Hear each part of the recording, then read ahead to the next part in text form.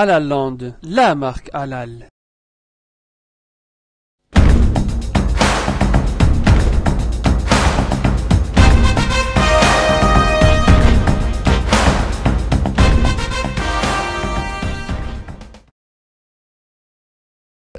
La laïcité en France a été construite à partir ou pour résoudre des conflits politico-religieux qui finalement existaient en France, est une construction historique qui a visé à résoudre des conflits politico-religieux qui finalement ont existé depuis le XVIe siècle et depuis que la France n'est plus totalement catholique et qu'il y avait plusieurs convictions, plusieurs religions. D'abord, ça a été évidemment le protestantisme.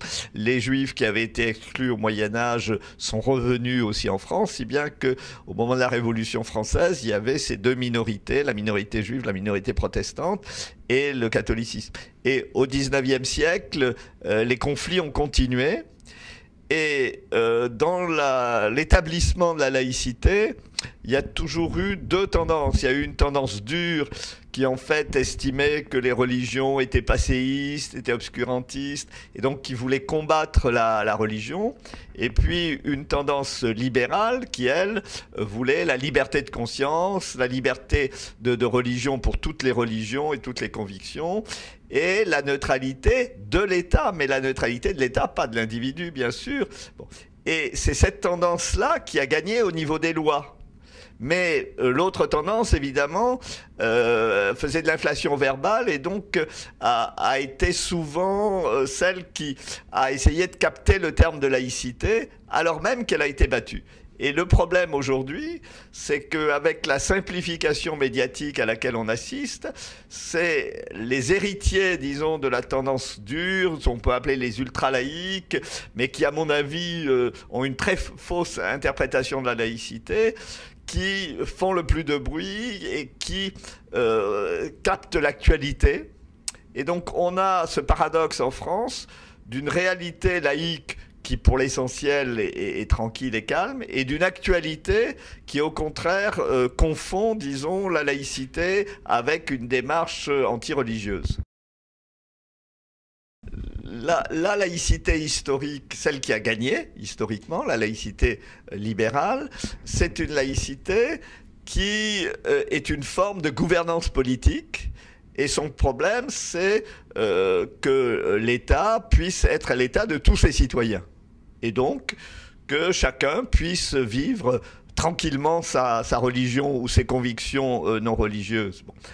Et c'est pour ça que l'État, que la puissance publique doit être neutre, doit être séparée des autorités religieuses. Bon.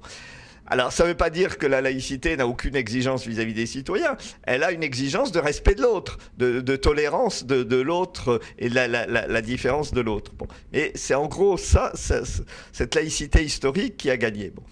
Et la nouvelle, et elle parlait justement, elle était liée au progrès, à une dynamique du progrès, et notamment du progrès démocratique. Bon.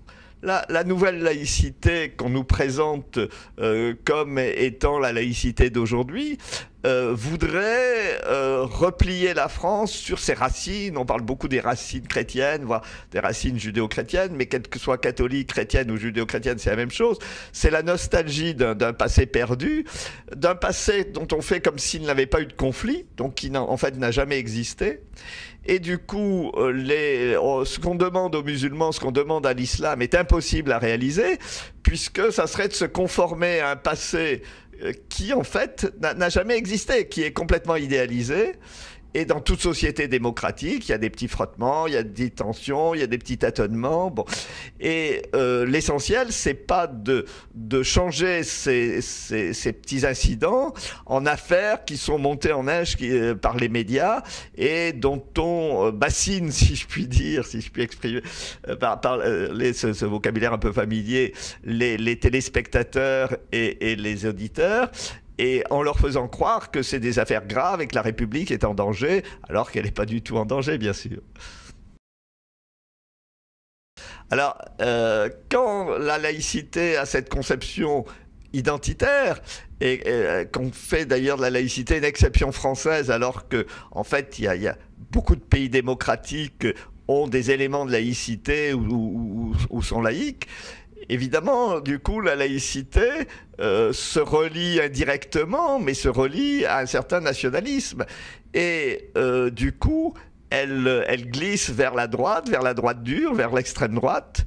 Et actuellement, Marine Le Pen a très bien compris qu'elle pouvait se servir du terme de laïcité comme un masque pour cacher son islamophobie, pour cacher son refus des immigrés.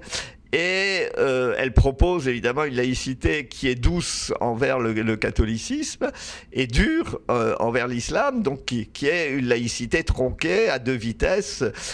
Mais elle a très bien compris que le mot et la chose pouvaient être différents et qu'on pouvait se revendiquer du mot pour tromper les gens sans tenter de réaliser la réalité de la laïcité.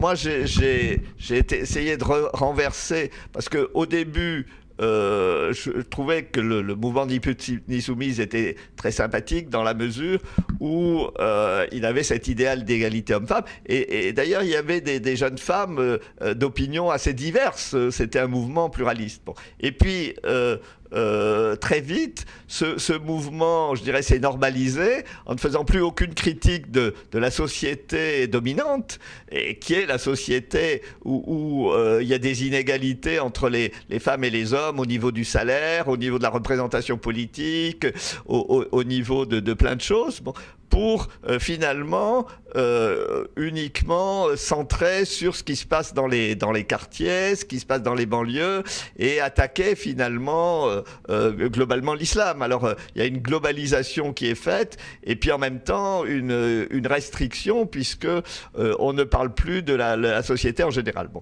Donc moi j'ai retourné le slogan, et j'ai dit qu'il fallait être ni pute ni soumis par rapport aux structures dominantes de la société et aux structures inégalitaires de la société, qu'il s'agisse aussi bien de l'inégalité économique qui a cru ces dernières années et qui a augmenté de manière terrifiante, de l'inégalité au niveau de l'accès aux services publics, là aussi qui a un problème de plus en plus grave dans la France d'aujourd'hui, et des inégalités hommes-femmes qui se perpétuent.